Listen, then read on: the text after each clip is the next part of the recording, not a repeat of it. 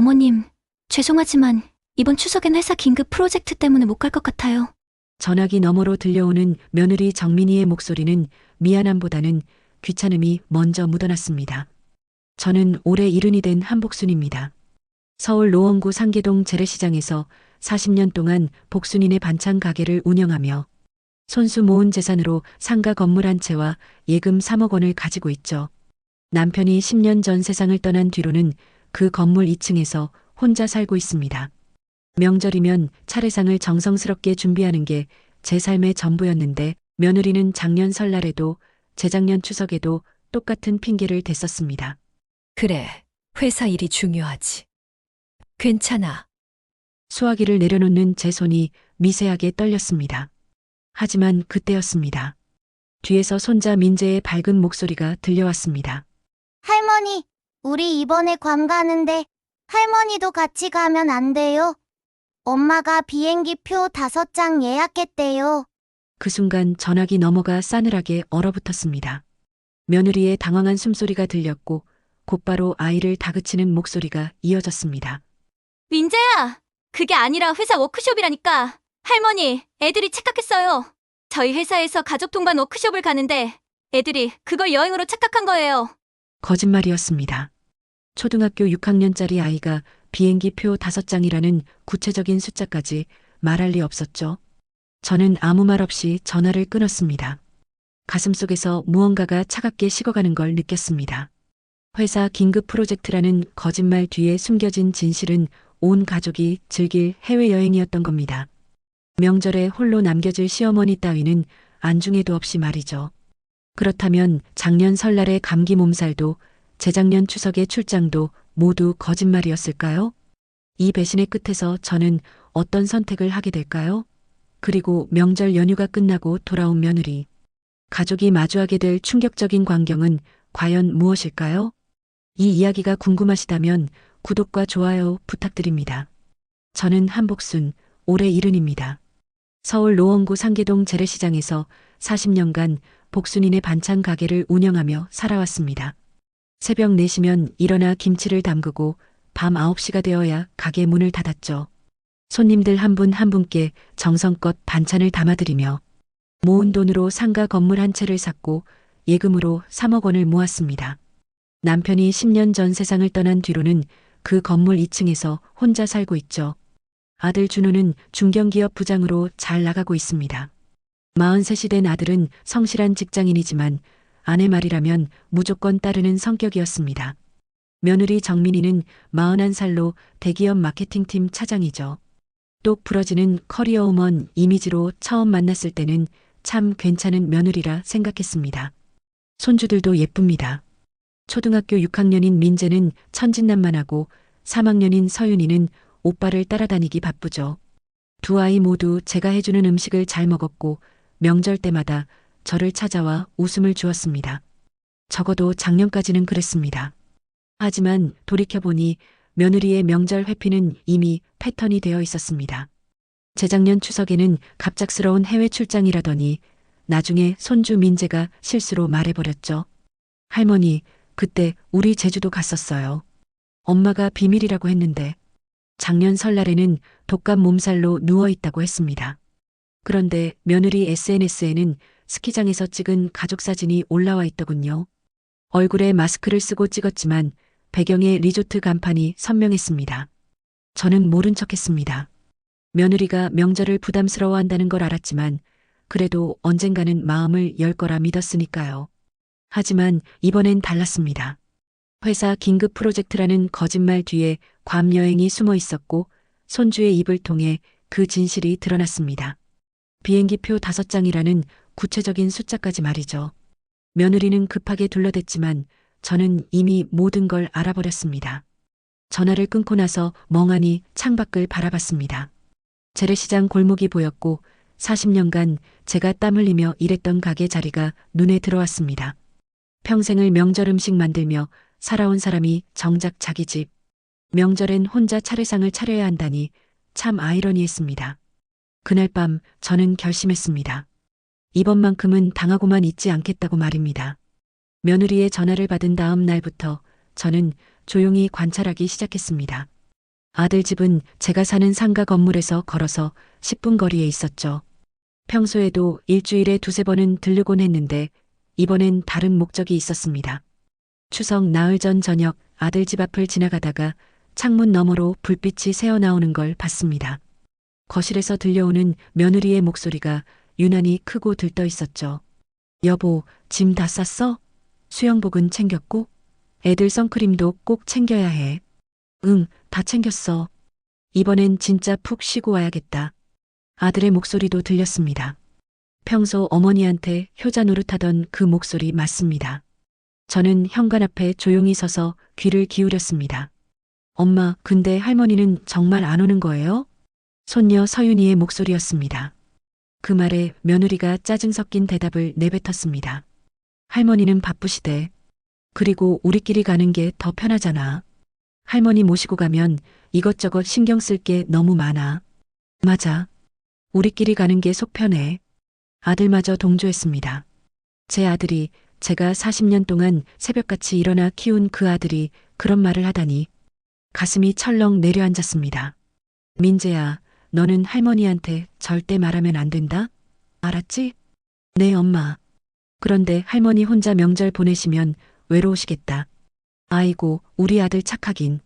근데 할머니는 원래 혼자 사시잖아. 익숙하실 거야. 며느리의 목소리에는 일말의 미안함도 없었습니다. 그저 귀찮은 존재를 처리한 듯한 가벼움만 가득했죠. 저는 그 자리에서 더 이상 듣지 못하고 돌아섰습니다. 집으로 돌아오는 길, 다리에 힘이 풀려 2번이나 멈춰서야 했습니다. 그날 밤 잠을 이룰 수 없었습니다. 천장을 바라보며 지난 세월이 주마등처럼 지나갔습니다. 손주들 돌잔치 때 500만 원씩 챙겨줬던 일, 며느리가 승진했을 때 축하한답시고 100만 원 용돈 쥐어줬던 일, 아들 집 전세금 2억 원 보태줬던 일. 그 모든 게 이렇게 돌아오는구나 싶었습니다. 새벽 4시 저는 침대에서 일어나 옷을 갈아입었습니다. 평생 이 시간이면 시장 준비를 하러 갔었죠. 오늘도 할 일이 생겼습니다. 며느리 가족이 여행 떠나는 동안 제가 해야 할 일 말입니다. 책상 서랍에서 등기부등본과 통장을 꺼냈습니다. 상가 건물 서류와 예금 관련 도장들도 챙겼죠. 명절 연휴 사흘이면 충분했습니다. 모든 걸 정리하기에 말입니다. 추석 당일 아침 저는 혼자 차례상을 차렸습니다. 새벽 5시부터 일어나 정성껏 음식을 준비했죠. 남편 영정 앞에 상을 차리며 눈물이 났습니다. 여보, 우리 아들이 이렇게 될 줄 몰랐소. 당신이 살아있었다면 이런 일은 없었을 텐데. 전을 부치고 나무를 묻히고 과일을 깎으며 손이 자꾸 멈췄습니다. 40년간 명절 음식을 만들어 팔았지만 정작 제 집 차례상을 혼자 차리는 건 이번이 처음이었습니다. 남편이 살아있을 때는 아들 내외가 꼬박꼬박 왔었거든요. 오전 10시쯤 휴대전화가 울렸습니다.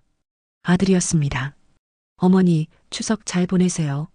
죄송한데 회사 일로 못 가서. 그래, 괜찮다. 나중에 시간 되면 꼭 찾아뵐게요. 알았어. 너희끼리 잘 지내라. 전화를 끊고 나서 씁쓸한 웃음이 나왔습니다. 회사 일이라는 거짓말을 끝까지 밀고 가는구나 싶었죠. 지금쯤 인천공항에서 출국 수속을 밟고 있겠구나 생각하니 가슴이 답답했습니다. 차례를 지내고 나서 혼자 식사를 했습니다. 맛이 없었습니다. 평생 음식 만드는 일을 했지만 이렇게 맛없는 밥은 처음이었습니다. 한 숟가락 뜨고는 더 이상 먹을 수 없어서 수저를 내려놓았습니다. 오후 2시 저는 결심을 실행에 옮기기 시작했습니다. 먼저 단골 부동산 중개인에게 전화를 걸었습니다. 사장님, 저 한복순인데요. 제 상가 건물 급매로 내놓고 싶습니다. 네. 한 사장님, 갑자기 왜요? 그 건물 시세가 6억 원은 하는데 5억에 내놓으세요.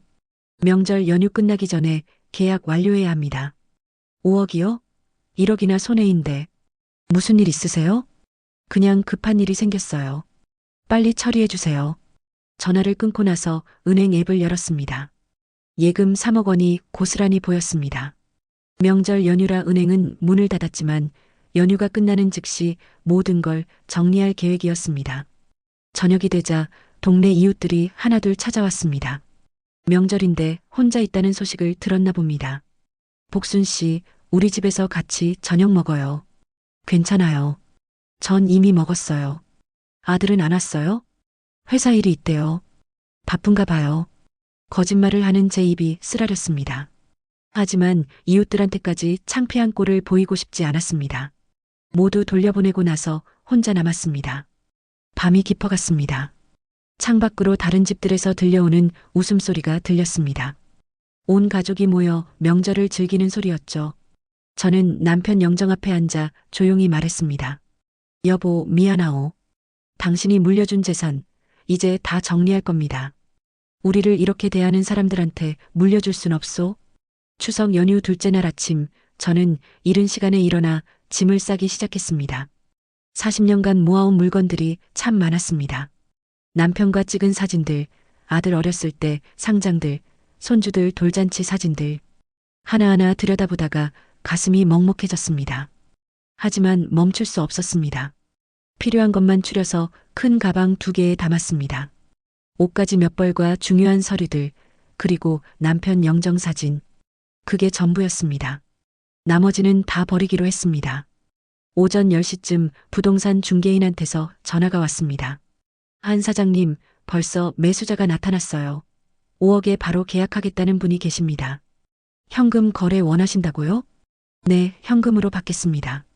연휴 끝나자마자 계약 진행하세요. 알겠습니다. 그런데 정말 괜찮으세요? 시세보다 1억이나 낮은 가격인데. 괜찮아요.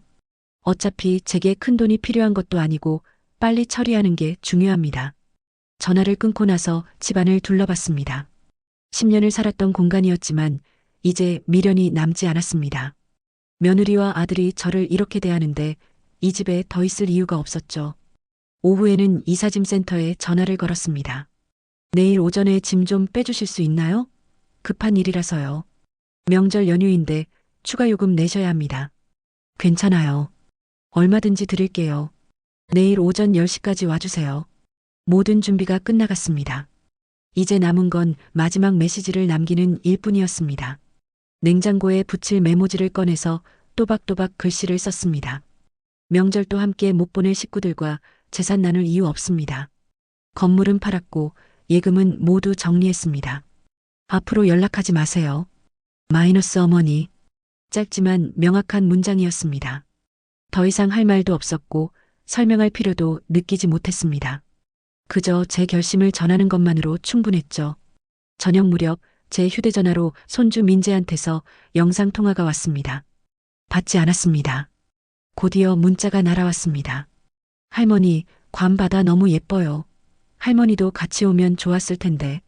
다음엔 꼭 같이 가요. 아이는 순수했습니다.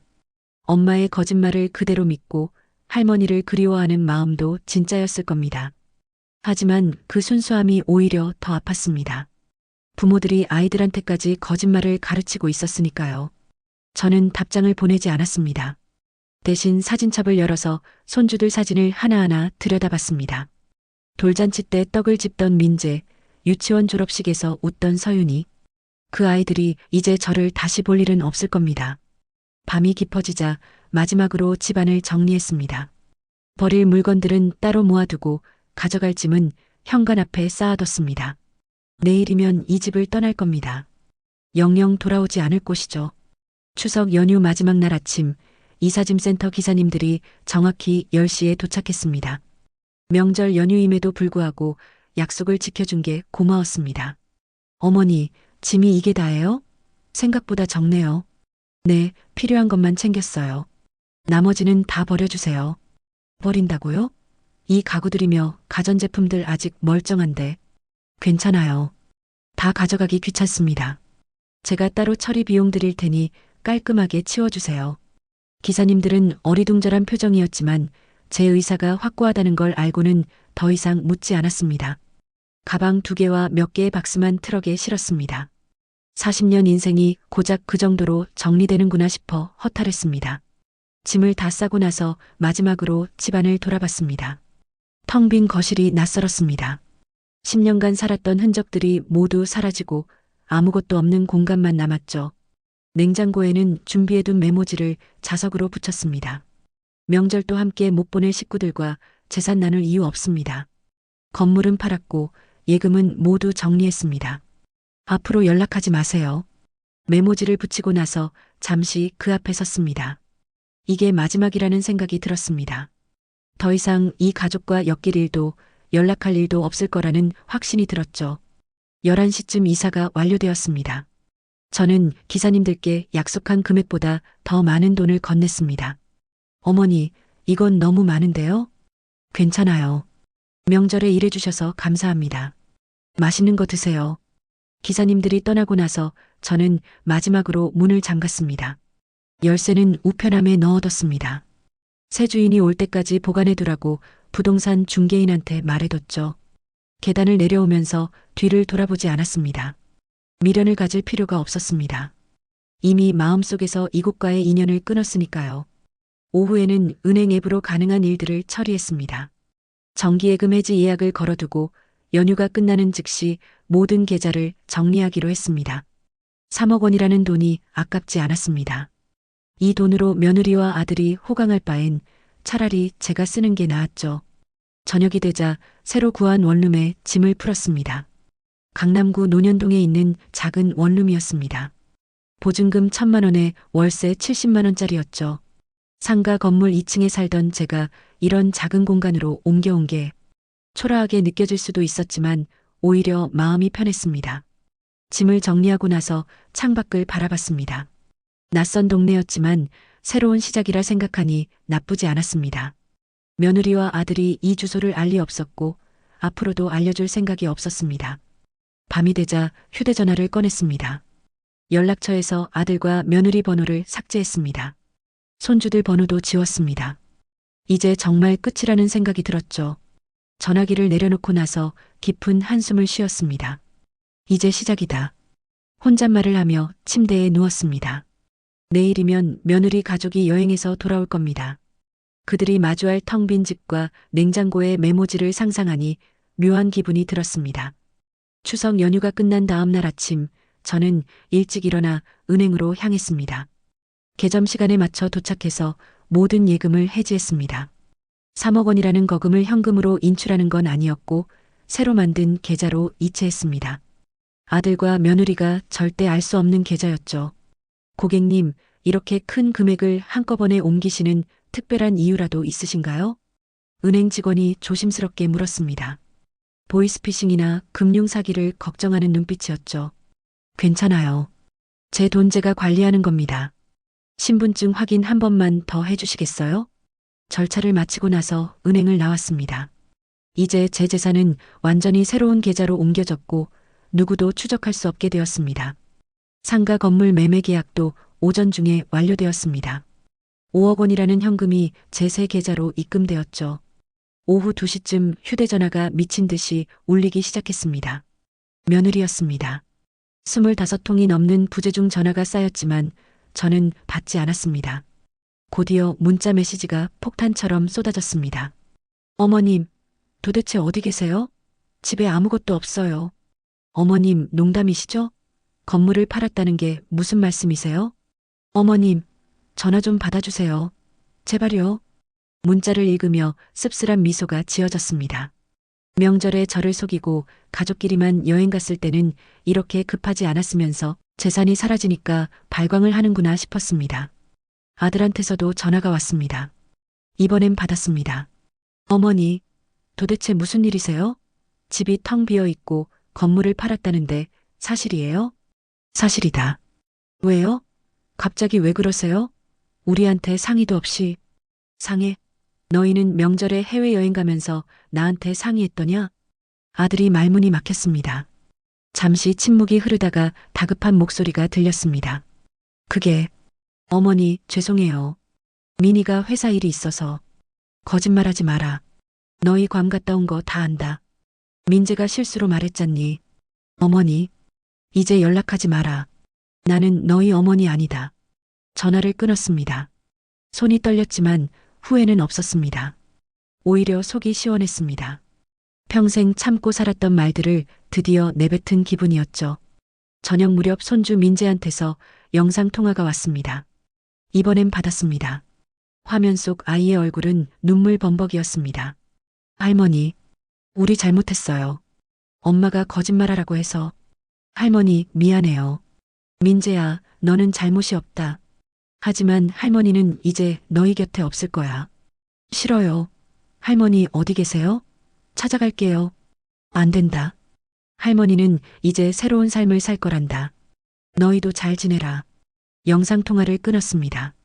아이의 울음소리가 귓가에 맴돌았지만 마음을 굳게 먹었습니다. 이미 돌이킬 수 없는 강을 건넜으니까요. 며느리 가족이 제 집을 찾았을 때의 상황은 나중에 이웃들을 통해 들었습니다. 재래시장에서 오랫동안 알고 지내던 김 사장님이 전화를 주셨죠. 복순 씨, 며느리가 미친 듯이 난리치고 있어요. 경찰까지 부르고 실종 신고하겠다고 법석인데 괜찮아요? 괜찮습니다. 신경 쓰지 마세요. 이웃들 말로는 며느리가 텅 빈 집 앞에서 주저앉아 울었다고 합니다. 냉장고에 붙은 메모지를 보고는 얼굴이 하얗게 질렸다더군요. 아들은 부동산에 달려가서 건물 매매 계약서를 확인했고 이미 소유권 이전까지 완료된 걸 알고는 망연자실했다고 합니다. 며느리는 동네 이웃들을 붙잡고 물어봤습니다. 어머님 어디 가셨는지 아세요? 제발 알려주세요. 글쎄요, 복순 씨가 어디 가셨는지 저희도 몰라요. 그런데 며느리분, 명절에 왜 안 오셨어요? 복순 씨 혼자 차례 지내시는 거 보니 참 안쓰러웠는데. 이웃들의 따가운 시선을 견디지 못한 며느리는 결국 그 자리를 떠났다고 합니다. 동네 사람들은 모두 알고 있었습니다. 며느리가 명절마다 핑계를 대고 오지 않았다는 것을, 저를 홀대했다는 것을 말이죠. 며칠 후 아들이 제 새 전화번호를 수소문해서 연락을 해왔습니다. 어떻게 알아냈는지는 모르겠지만 집요했습니다. 어머니, 제발 만나주세요. 우리가 잘못했어요. 이제 와서 무슨 소용이냐? 어머니, 건물이랑 돈은 어머니 거니까 어떻게 하시든 상관없어요.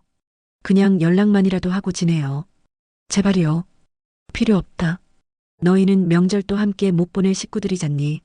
그런 사람들한테 왜 연락을 하겠니? 어머니.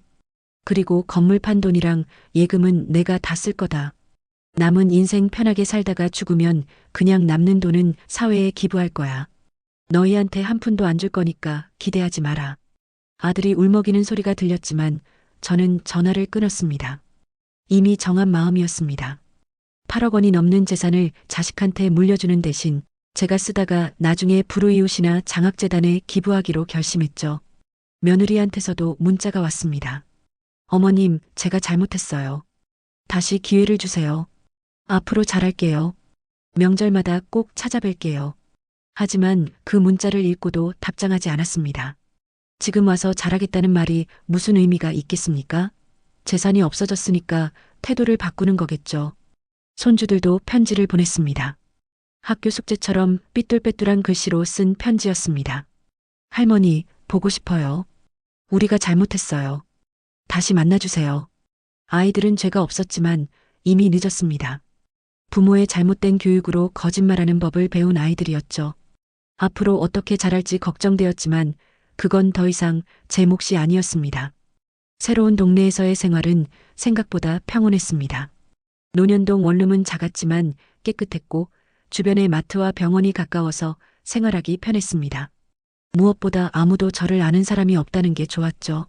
한 달쯤 지났을 무렵 근처 복지관에서 봉사활동을 시작했습니다.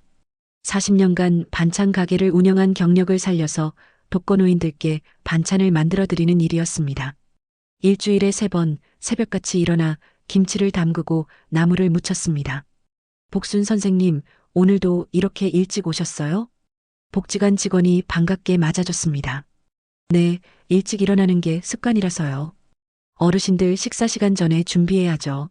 선생님 덕분에 어르신들이 얼마나 좋아하시는지 몰라요.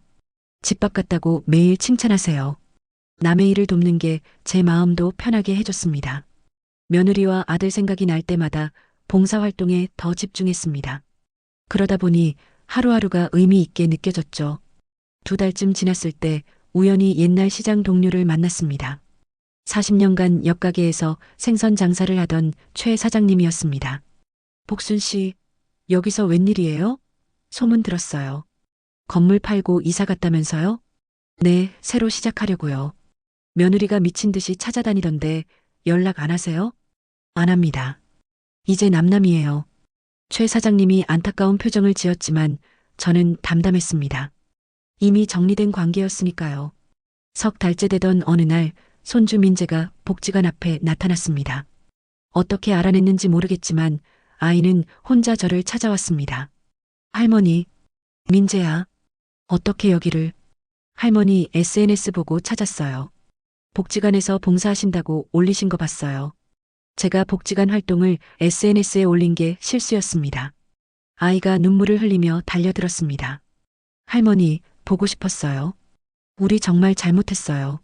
민재야, 할머니는 이제 새로운 삶을 살고 있단다. 너희 가족한테 돌아갈 생각 없어. 그럼 저만이라도 가끔 만나주세요. 할머니 없으니까 너무 외로워요. 아이의 순수한 눈빛을 보니 마음이 흔들렸습니다. 하지만 고개를 저었습니다. 안 된다. 내가 자주 오면 엄마 아빠가 알게 될 거고 할머니는 그들을 만나고 싶지 않아. 엄마 아빠는 매일 후회해요. 할머니한테 잘못했다고 울기도 하고. 이미 늦었어. 할머니를 배신한 건 용서할 수 없단다. 민재를 돌려보내고 나서 한참을 울었습니다. 손주를 거부하는 게 쉬운 일은 아니었죠. 하지만 마음을 단단히 먹었습니다. 흔들리면 안 된다고 스스로를 다독였습니다. 1년이 흘렀습니다. 저는 여전히 논현동 원룸에서 살며 복지관 봉사를 계속했습니다. 8억 원이 넘는 재산은 조금씩 의미 있는 곳에 쓰고 있었습니다. 불우이웃 돕기 성금으로 5천만 원을 기부했고 장학재단에도 1억 원을 냈습니다. 나머지 돈은 제 노후 자금으로 아껴두었죠. 아들과 며느리는 더 이상 연락하지 않았습니다. 처음 몇 달간은 집요하게 전화하고 문자를 보냈지만 제가 단호하게 거부하자 결국 포기한 모양입니다. 가끔 손주들한테서 편지가 왔지만 읽지 않고 그냥 보관만 해뒀습니다. 어느 날 옛 시장 동료들이 제게 소식을 전해줬습니다. 복순 씨, 며느리가 회사 그만뒀대요.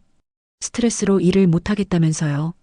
아들도 요즘 힘들어 보이던데 얼굴이 많이 상했어요.